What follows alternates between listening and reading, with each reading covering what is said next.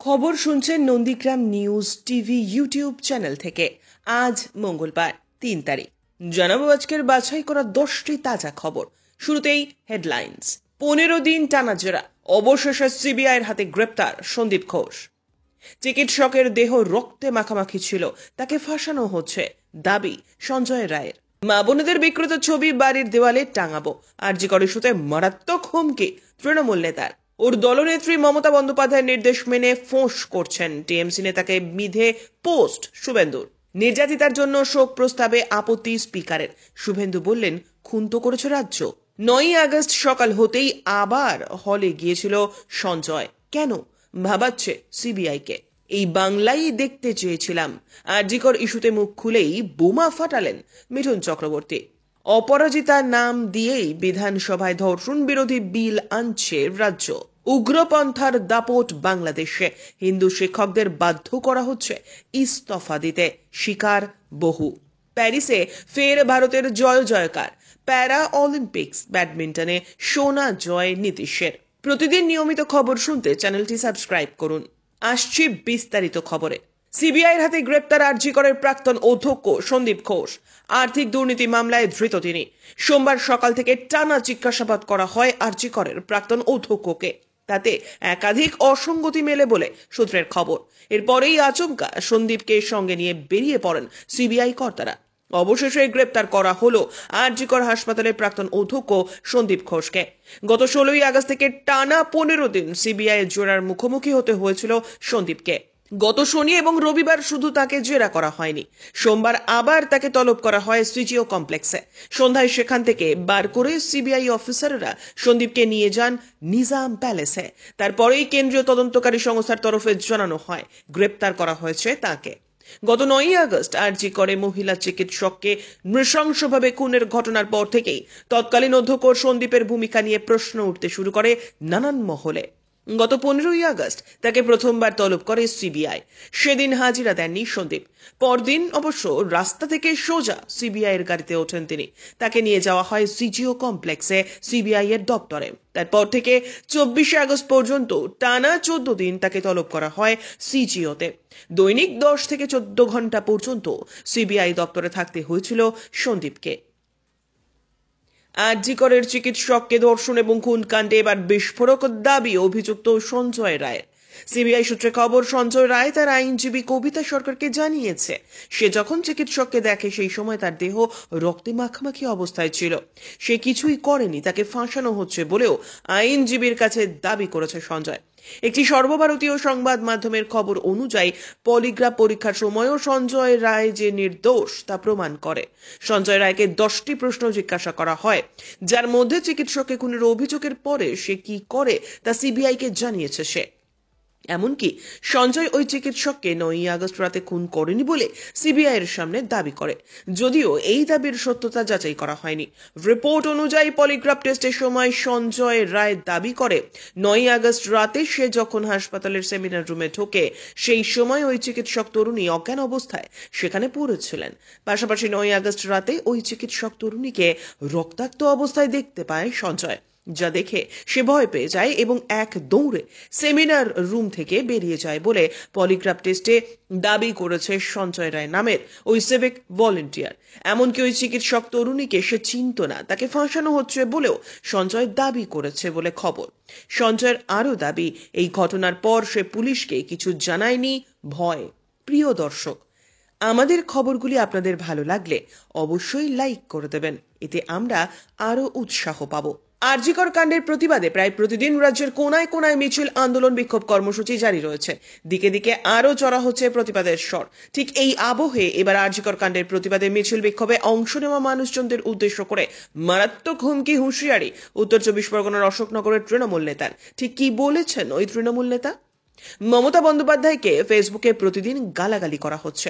মমতা বন্দ্যোপাধ্যায় বলেছেন, একটু তো ফোঁস করতেই। আমরা যদি ফোঁস করে আগামীকাল বাড়ির দেওয়ালে গিয়ে আপনার মা বোনকে কুৎসা সাজিয়ে টাঙিয়ে দিয়ে আসি, দরজা খুলেও ওই পোস্টারটা আপনি খুলতে পারবেন না। এটা দায়িত্ব নিয়ে বলে গেলাম, সেদিন সামনে আসছে। এখানেই থামেননি ওই তৃণমূল নেতা। তিনি আরো বলেন যে মমতা বন্দ্যোপাধ্যায়কে ফেসবুকে গালাগালি করছেন, কুৎসা করছেন, যে মমতা বন্দ্যোপাধ্যায় চুরি চুরিয়ে গালাগালি করছেন আপনার বাড়ির দরজায় আপনার মা বোনকে বিকৃত ছবি করে টাঙিয়ে দিয়ে আসবো। শুনে রাখবেন, আজকে দাঁড়িয়ে বলে গেলাম, সাবধান হয়ে যান। তৃণমূল ধৈর্য নিয়ে বসে আছে। আমরা যদি সকাল সন্ধে পাড়ায় পাড়ায় একটু ফোঁস করি তাহলে বাড়ি থেকে বেরোতে পারবেন তো? শেষ পর্যন্ত দেখুন ভিডিওটি, আছে আরো গুরুত্বপূর্ণ কয়েকটি খবর। আরজিকর কাণ্ডের প্রতিবাদে তোলপাড়ের মধ্যেই ফের হুমকি শাসক নেতার। মমতা বন্দ্যোপাধ্যায়কে ফেসবুকে ব্যক্তি কুৎসা করলে বাড়ির মা বোনদের বিকৃত ছবি করে দেওয়ালে টানিয়ে দিয়ে আসবো, এমনই ব্যবস্থা নেওয়ার হুঁশিয়ারি দিয়েছেন অশোকনগর কল্যাণগড় পুরসভার তৃণমূল কাউন্সিলরের স্বামী অতীশ সরকার। তার এহেন মন্তব্যের ভিডিও ভাইরাল হতেই সর্বত্র সমালোচনার ঝড় উঠেছে। এ নিয়ে এবার এক্স হ্যান্ডেলে তীব্র আক্রমণ শানালেন বিরোধী দলনেতা। দলনেত্রী মমতা বন্দ্যোপাধ্যায়ের নির্দেশ মেনে ফোঁস করছেন অশোকনগরের তৃণমূল নেতা, এমনই খোঁচা দিয়েছেন তিনি। পাশাপাশি রাজ্যের মা বোনদের উদ্দেশ্যে রেখেছেন প্রশ্ন, বাংলার মা বোনেরা শুনুন, জানুন, ভাবুন, কারা সরকার চালাচ্ছে, আপনারা কতটা নিরাপদ বোধ করছেন এই তৃণমূলীদের তত্ত্বাবধানে বলে পোস্ট করলেন শুভেন্দু। নিয়মিত সঠিক খবর পেতে অবশ্যই আমাদের চ্যানেলটি সাবস্ক্রাইব করুন। আদালতের নির্দেশ মেনে তার নাম উল্লেখ করার দরকার নেই, কিন্তু আরজিকর মেডিকেল কলেজে নিহত মহিলা চিকিৎসক বলে উল্লেখ করা যেতেই পারে। বিধানসভায় সর্বসম্মতিতে গৃহীত শোক প্রস্তাব নিহত চিকিৎসকের বাড়িতে পৌঁছে দিল বিধায়কের একটি দল। ধর্ষণে কড়া শাস্তির দাবিতে প্রস্তাব পাশের জন্য পশ্চিমবঙ্গ বিধানসভার বিশেষ অধিবেশনে শাসক তৃণমূলের বিরোধিতায় মুখর হলেন বিরোধী দলনেতা শুভেন্দু অধিকারী। এদিনের অধিবেশনে প্রস্তাবের খসড়া বিলি হয়। তার আগে বিরোধী দলনেতা দাবি তোলেন, আরজিকর মেডিকেলে নিহত মহিলা চিকিৎসকের জন্য শোক প্রস্তাব গ্রহণ করতে হবে অধিবেশনে। তবে বিরোধী দলনেতার সেই প্রস্তাবে রাজি হননি স্পিকার বিমান বন্দ্যোপাধ্যায়। এরপরেই রাজ্য সরকারকেই মহিলা চিকিৎসকের খুনি বলে সোচ্চার হন শুভেন্দুবাবু। এরপর সাংবাদিক বৈঠকে শুভেন্দুবাবু বলেন, এই খুন করেছে রাজ্য সরকার, খুন হয়েছে সরকারি হাসপাতালে, খুন হয়েছেন সরকারি চিকিৎসক, তাকে কাজের সময় ঠিক করে দিয়েছিলেন রাজ্য সরকারের পক্ষে হাসপাতাল সুপার, খুন করেছে সিভিক ভলেন্টিয়ার, তার বেতনও দেয় রাজ্য সরকার। নিজেদের অস্বস্তি এড়াতে বিধানসভায় শোক প্রস্তাবে আপত্তি জানিয়েছেন স্পিকার। তিনি আরো বলেন, বিধানসভার অধিবেশন ডাকার অধিকার স্পিকারের, কিন্তু এই প্রথম দেখলাম অধিবেশন ডাকলেন মুখ্যমন্ত্রী। ঘটনা 1, ভোর 4:35, সেমিনার হল থেকে বেরিয়ে যাওয়া। ঘটনা 2, সকাল 6টা, ফের সেমিনার হলে যাওয়া। ঘটনা 3, মাঝের ঘন্টা দেড়েক আরজিকর হাসপাতালের বিভিন্ন ওয়ার্ডে ইতিউতি ঘুরে বেড়ানো, নয়তো ঘটনা পরম্পরার দিকে নজর রাখা। ঘটনা 4, সকাল 6:30টার কিছু আগের মুহূর্ত, আরজিকর ছেড়ে 4th ব্যাটালিয়নের ব্যারাকের দিকে চলে যাওয়া। ভয়ঙ্কর সেই দিনের ভোর রাতটা অনেকটা এমনই ছিল ধৃত সঞ্জয় রায়ের। অন্তত তদন্তের গতি প্রকৃতি বিশ্লেষণ করে এমনটাই জানাচ্ছে সিবিআইয়ের একটি সূত্র, যার মধ্যে কথা সেদিন সকাল হতেই ফের 4তলার সেমিনার হলে গিয়েছিল অভিযুক্ত সঞ্জয়। কিন্তু কেন? হয়তো হারিয়ে যাওয়া ব্লুটুথ ইয়ারফোনের খোঁজ পেতে, হয়তোবা সামগ্রিক পরিস্থিতি কেমন তা বুঝে নিতে, বা অন্য কোনো কারণ। প্রসঙ্গত, সঞ্জয় রায়ের ফেলে আসা সেই ব্লুটুথ ইয়ারফোনের সূত্র ধরেই কলকাতা পুলিশ তাকে গ্রেপ্তার করেছিল। পলিগ্রাফ পরীক্ষার সময়ও এ ব্যাপারে বেশ কিছু তথ্য তার কাছ থেকে জানার চেষ্টা হয় বলে জানিয়েছে সিবিআই।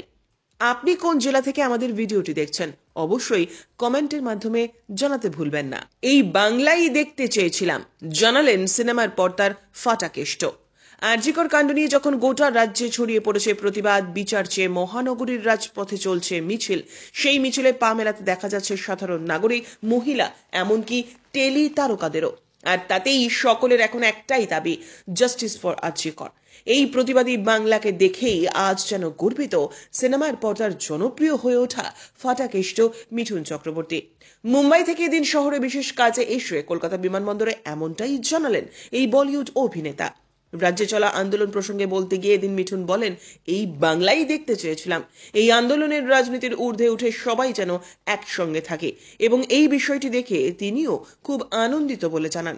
পাশাপাশি তিনি এও জানিয়ে দেন, আর আমি এটা বলছি মানেই বিজেপি বলছে না, আমি মিঠুন চক্রবর্তী হিসেবে বলছি। রাজনীতির ঊর্ধ্বে গিয়ে এই আন্দোলনে একসঙ্গে থাকার বার্তা প্রিয় অভিনেতার মুখে শুনে যেন আরো উজ্জীবিত হলেন মিঠুন ভক্তরা। ধর্ষণ বিরোধী কড়া আইন প্রণয়নে বিধানসভার অপরাজিতা উইমেন চাইল্ড বিল 2024 আনছে রাজ্য সরকার। আগামীকাল অর্থাৎ মঙ্গলবার রাজ্য বিধানসভায় যে বিল আসতে চলেছে এখনো পর্যন্ত তার সম্পর্কে বিস্তারিত জানা যায়নি। তবে এটা জানা গিয়েছে যে তার নাম হতে চলেছে অপরাজিতা উইমেন চাইল্ড বিল, পশ্চিমবঙ্গ ফৌজদারি আইন সংশোধন 2024 অনুযায়ী। এই বিল বিধানসভায় পেশ করবেন আইনমন্ত্রী মলয় ঘটক। আগামীকাল এই বিলের আলোচনায় উপস্থিত থাকবেন মুখ্যমন্ত্রী মমতা বন্দ্যোপাধ্যায়। ধর্ষণ বিরোধী আইন আগেও হয়েছে দেশে, কিন্তু এবারের পশ্চিমবঙ্গ বিধানসভার এই আইন অবশ্যই বাকিদের থেকে আলাদা, একই সঙ্গে তাৎপর্যপূর্ণও বটে। সেটা আরও স্পষ্ট হয়েছে বিলের নাম পরিবর্তনে। বিধানসভায় কালকের বিশেষ অধিবেশনে কোনো প্রশ্নোত্তর পর্বও থাকছে না। বিলের উপর আলোচনা দিয়েই অধিবেশন শুরু হবে বলে জানা গিয়েছে। এই বিলে আলোচনার জন্য 2 ঘন্টা সময় দেওয়া হয়েছে। উল্লেখ্য, এই বিলটি কোনো নতুন বিল নয়, আদতে এটি একটি সংশোধনী বিল, শুধুমাত্র বিলের নামটাই পরিবর্তন করা হয়েছে। হাসিনা সরকারের পতনের পর বাংলাদেশে উপদেষ্টা সরকার গঠিত হলেও নৈরাজ্যে ভাটা পড়েনি। প্রতিবেশী দেশে হিন্দুদের ওপর লাগাতার নির্যাতনের মাঝেই এবার জানা গেল সরকারি পদ থেকে সংখ্যালঘুদের ইস্তফা দিতে রীতিমতো বাধ্য করা হচ্ছে, যাদের মধ্যে বেশিরভাগই শিক্ষক। রিপোর্ট বলছে এখনো পর্যন্ত ঘটনার শিকার হয়েছেন 49 জন শিক্ষক শিক্ষিকা। সোশ্যাল মিডিয়ায় ভাইরাল হয়েছে সেই ঘটনার একটি ভিডিও। বরিশালের সরকারি বাকিরগঞ্জ কলেজের অধ্যক্ষ শুক্লা রায় জানান, জোর করে তাকে পদত্যাগ করতে বাধ্য করা হয়েছে। তার কথায়, পরিস্থিতি এমন ছিল যে ইস্তফাপত্রে শুধুমাত্র পদত্যাগ করলাম লিখতে পেরেছিলাম, তার নিচে সই করে কলেজ থেকে বেরিয়ে যেতে হয়।